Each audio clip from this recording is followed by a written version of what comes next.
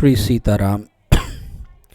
भगवान की माया को जीत लेने वाले भक्त भाग 6। भक्तों, आज हम श्री रै जी और गय जी का चरित्र श्रवण करेंगे। तो श्री रै जी के विषय में बहुत ही संक्षिप्त भक्तमाल में आता है कि ये महाराज पुरुरवा के पुत्र थे और इनकी माता उर्वशी नाम की अप्सरा थी।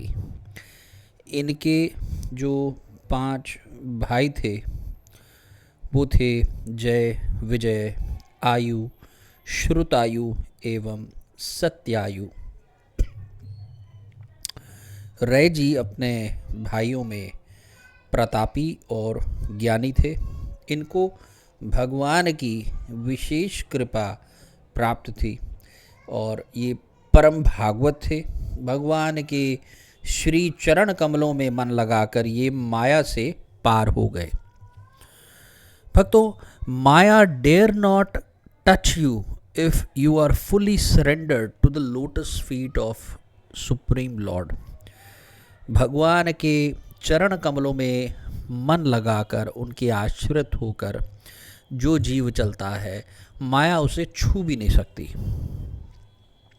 आगे राज ऋषि गय जी का चरित्र आया है और इसमें 2 अलग अलग गय महाराज का चरित्र है। एक राज ऋषि गय महाराज भरत के वंश में उत्पन्न हुए थे। इनके पिता का नाम था नक्त और माता का नाम था द्रुति। महाराज गय की पत्नी का नाम था गयंती, जिससे उन्हें चित्ररथ, सुगति और अवरोधन नाम के 3 सुपुत्र प्राप्त हुए। उदार कीर्ति राज ऋषि प्रवर गय ये साक्षात भगवान विष्णु के अंश माने जाते थे। महाराज गय प्रजा पालन, शासन और यज्ञ अनुष्ठान आदि सभी कर्म निष्काम भाव से किया करते थे। भगवत प्रीत्यर्थ कर्म करते हुए ये सदा ही ब्रह्मवेता महापुरुषों की चरण सेवा भी किया करते थे। इन सबके फलस्वरूप इन्हें भक्ति योग की प्राप्ति हुई। वायु पुराण में एक गया महात्म्य आया है, जिसके संदर्भ में एक अन्य विष्णु भक्त जो कि असुर थे, उनका नाम भी गय था। तो राजा गय की कथा आपने सुनी और ये एक अलग से विष्णु भक्त हुए जिनका नाम भी गय था, जिनके नाम पर गया महात्म्य वायु पुराण में लिखा गया, जो कुछ इस प्रकार है कि गय एक बहुत ही अद्भुत असुर थे। वे असुर वंश में उत्पन्न तो हुए थे, लेकिन उनमें जो था असुर भाव का, आसुरी भाव का बिल्कुल भी लेश मात्र भी उनमें ऐसा, उनके स्वभाव में ऐसी कोई बात नहीं दिखती थी। स्वभाव से वो अत्यंत शांत, भगवान नारायण के परम भक्त और परम तपस्वी थे। एक पैर पर खड़े होकर कई सहस्र वर्ष पर्यंत जो गए थे वो निर्जल, निराहार, स्थिर रहकर भगवान नारायण का ध्यान करते रहते थे। उनके तेज से सभी देवता, सूर्य, चंद्र, अग्नि आदि ये सब भी श्रीहत हो गए थे। भगवान ब्रह्मा को सृष्टि की रक्षा की चिंता हुई तो उन्होंने, अब गय जी की विशेष बात यह कि उन्होंने भगवान से, ब्रह्मा जी से कुछ मांगा नहीं, स्वयं ब्रह्मा जी ही प्रकट हो गए उनको वरदान देने के लिए कि महाभाग, ब्रह्मा जी कहते हैं, महाभाग तुम तो मुझसे वरदान मांगते नहीं, आज मैं ही तुमसे याचना कर लेता हूँ।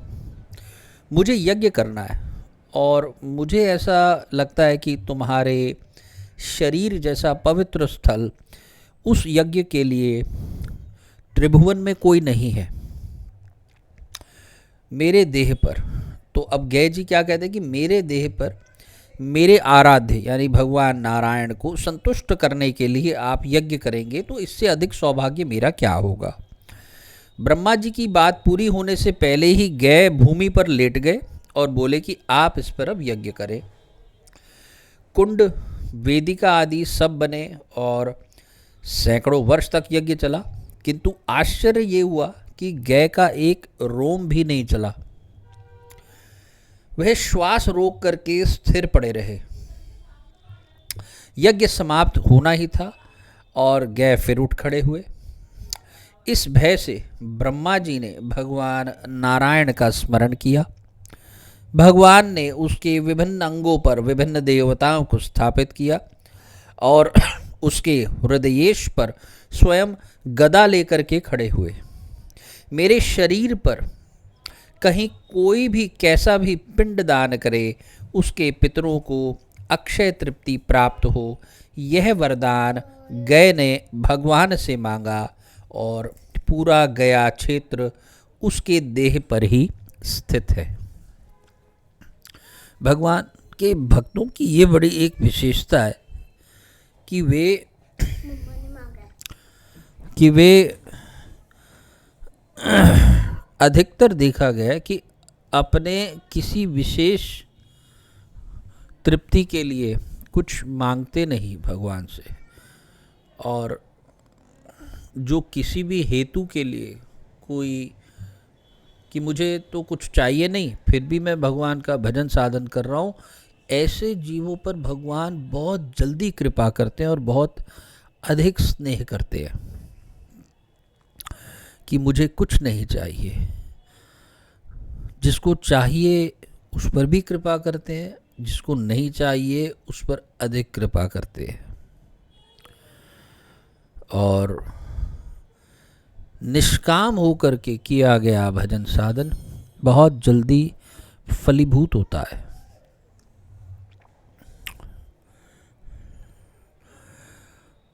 आप किसी भी वंश में उत्पन्न हो, चाहे आप मुसलमान हैं, चाहे आप किसी भी जाति में उत्पन्न हैं, किसी धर्म विशेष में उत्पन्न हो, भगवान ये कभी भी विचार नहीं करते कि मेरा भक्त जो है वो किसी प्रकार से छोटा है।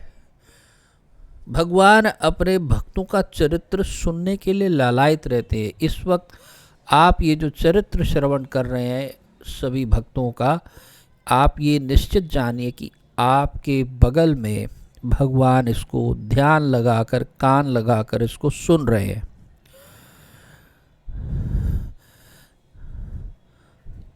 गाय के बछड़े को स्नेह करने वाला, गाय उस पर स्वतः ही स्नेह करती है। इसी प्रकार जैसे माँ अपने बच्चे का स्मरण चिंतन करती है, इस दुनिया में हजारों करोड़ों जीव हैं और लेकिन एक माँ की स्मरण चिंतन में उसका सिर्फ उसका बालक होता है कि वो अभी स्कूल गया होगा या स्कूल से आ रहा होगा या जा रहा होगा या उसमें कुछ पढ़ रहा होगा या खाना खा रहा होगा, आज उसकी तबीयत ठीक नहीं है, उसके लिए ये बनाना है वो बना। ऐसे ही भगवान अपने भक्तों के लिए सब व्यवस्थाएं करते हैं और उनका चिंतन स्मरण करते रहते हैं। भगवान की इस महती कृपा, भक्तवत्सल, शरणागत वत्सल, दीन बंधु, करुणा वत्सल भगवान सीताराम जी की महती कृपा से हमको ये सत्संग लाभ भक्तमाल ग्रंथ के द्वारा प्राप्त हो रहा है और इसी कृपा को हम सब अनुभव करें। इसके साथ वाणी को विश्राम दूंगा। अगले भाग में श्री शतधन्वा जी का चरित्र हम श्रवण करेंगे। तब तक के लिए जय जय श्री सीताराम, जय जय श्री सीताराम।